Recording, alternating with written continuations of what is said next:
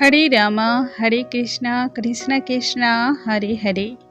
नमस्कार दोस्तों आज के इस वीडियो में हम बात करेंगे एकादशी पर किए जाने वाले एक छोटे से कार्य के बारे में।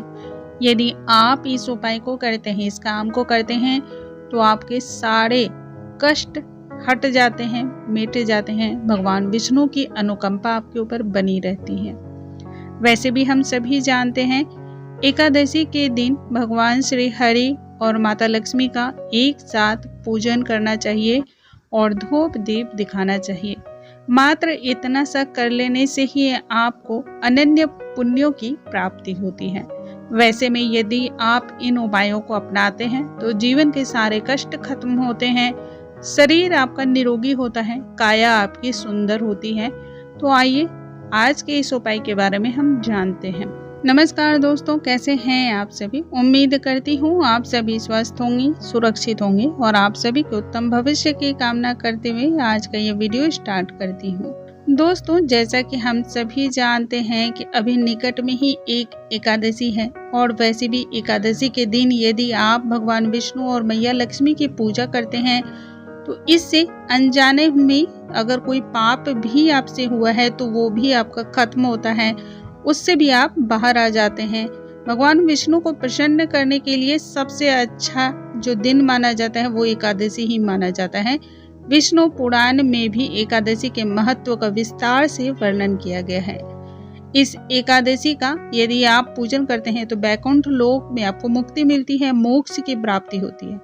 दोस्तों, अभी फिलहाल जो एकादशी आ रही है वो है अपड़ा एकादशी, जिसे अचला एकादशी के नाम से भी हम सभी जानते हैं।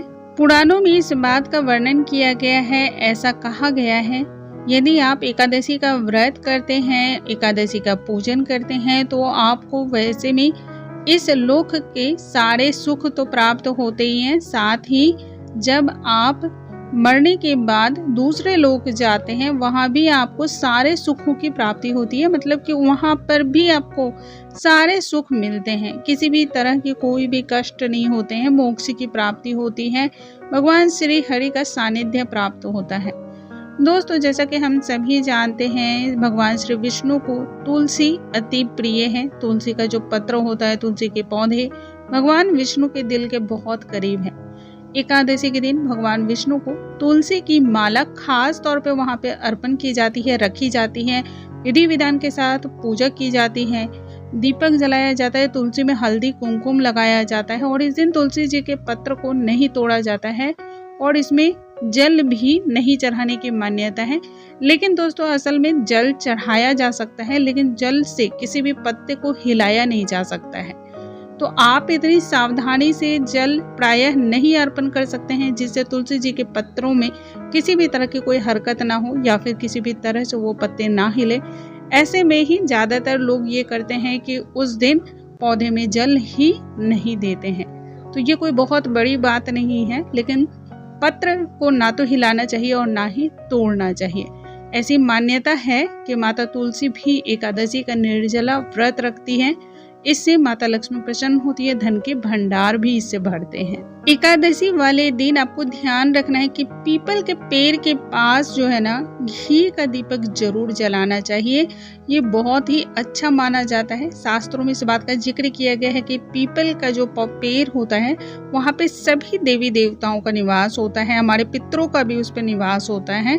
तो भगवान श्री हरि को प्रसन्न करने के लिए, उनका आशीर्वाद प्राप्त करने के लिए इससे अच्छा कुछ भी नहीं हो सकता है। पीपल के पेड़ के नीचे घी का दीपक जलाएं और खास कर इस दिन विष्णु सहस्त्र नाम का पाठ भी करें। दोस्तों, यदि आप विष्णु सहस्त्र नाम का पाठ नहीं कर सकते हैं तो आप इसे सुन भी सकते हैं। आज के समय में ऑडियो के रूप में आपको नेट पर, यूट्यूब पे बहुत सारे ऐसे विष्णु सहस्त्र नाम के रिकॉर्डिंग किए हुए पाठ मिल जाते हैं जिनका आप पाठ कर सकते हैं, सुन सकते हैं।